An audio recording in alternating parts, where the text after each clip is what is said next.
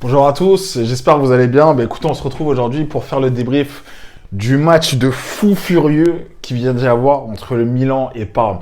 Je vous rappelle, là c'était le match retour, parce que le match aller, on l'avait perdu 2-1. Et là, il y avait un scénario similaire qui se dessinait. En fait, il y avait un scénario similaire qui se dessinait.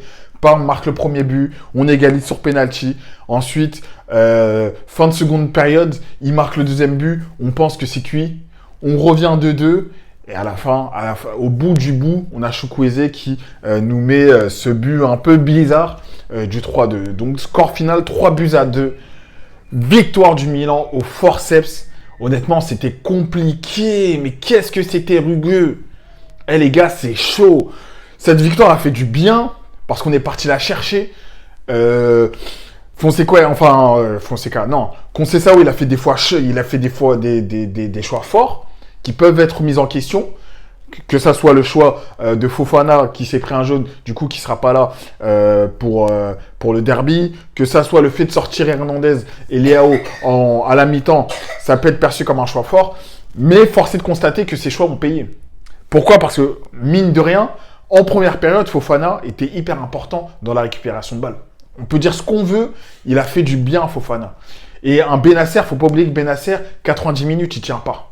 90 minutes, il tient pas, il revient de blessure, faut qu'il revienne petit à petit. Donc, même s'il peut être critiquable, mais je comprends le choix d'avoir mis Fofana avec des instructions claires, j'imagine, de faire attention, de ne pas se faire piéger par des fautes, etc. Malheureusement, ça n'a pas pris, il s'est fait piéger.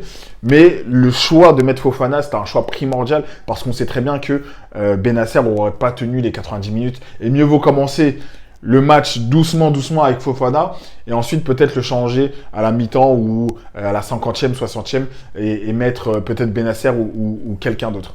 Donc sur ce premier choix-là, moi je peux le comprendre. Sur le second choix, entre guillemets, ensuite de faire sortir tes piliers, que ça soit Leao et Hernandez, je peux comprendre aussi. Parce que les gars, faut pas oublier, semaine pro, on a le dernier match de Ligue des Champions. Ensuite, on enchaîne avec l'Inter. Ensuite, on enchaîne avec la Coupe d'Italie. À un moment donné, il faut qu'ils se reposent, les gars. Et Conceição, lui, dans sa tête, il se dit, c'est Parme, ils sont prenables, ça va le faire. Sauf que les joueurs, ils ne le rendent pas. Les joueurs sur le terrain, il n'y a aucune envie. On voit que Conceição, il essaye de créer quelque chose, une émulation, mais sur le terrain, il n'y a aucune envie. Et aujourd'hui, encore une fois, on se fatigue. Heureusement qu'on a gagné ce match, mais on se fatigue, on s'épuise, on se limite de la blessure pour aller chercher un match, pour gagner un match face à un Parme qui est mid.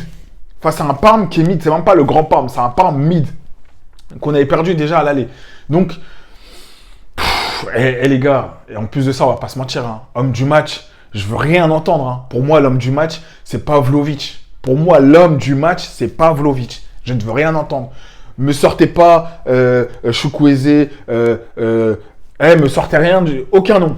C'est pas Vlahovic. Il nous a sorti une deuxième masterclass après sa première masterclass en Ligue des Champions face à Girona. Là, il nous a sorti une masterclass défensive.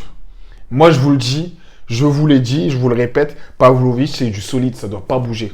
Alors oui, sur les phases offensives, il est moyen. Ses centres, ils sont approximatifs. On sent qu'il est pas hyper à l'aise dans les dribbles. Mais c'est pas son rôle. C'est pas son rôle. Dans l'anticipation des balles, même si sa vitesse, c'est son point faible, hein, on va pas se mentir. Sa vitesse, c'est son point faible. Mais dans l'anticipation, dans le combat, dans la grinta, le gars, il est là. Et je comprends pas comment est-ce qu'il a pu perdre sa place de titulaire face à un Tomori. Tomori qui est bon aussi, hein. Mais je trouve que Gabia et Pavlovic sont plus complémentaires. Ils sont mieux, ils s'entendent mieux. Gabia et Pavlovic s'entendent mieux qu'un Thiaw et un Tomori. Moi, je préfère cette doublette au niveau des défenseurs centraux. Ensuite, on va ouvrir le sujet de Morata. Morata, malheureusement, qui sort sans saluer le coach, qui sort avec d'innombrables hors-jeu et des occasions loupées. Morata, il va falloir en parler, hein. Alors oui, c'est bien, il revient, il fait un travail de sape, etc. Mais Morata, c'est pas un numéro 9. Morata, c'est pas un numéro 9. En fait, si on veut mettre Morata, il faut mettre un autre numéro 9. Donc là, à un moment donné, le coach, il a tenté le tout pour le tout. Hein. Là, on ne pourra pas lui en vouloir de ne pas avoir tenté. Tenté Morata, ça n'a pas fonctionné. Il a tenté Abrams, ça n'a pas fonctionné. Ensuite, il te met Jovic. Il avait une opportunité de mettre un but. Jovic, on ne sait pas ce qu'il te fait. Ça n'a pas marché. Il a tout tenté. Et là, il envoie un message aussi hein, à la direction en disant « Regardez la qualité des attaquants qu'on a. Donc, mettez les 40 patates pour Jiménez. Et avançons du bon côté.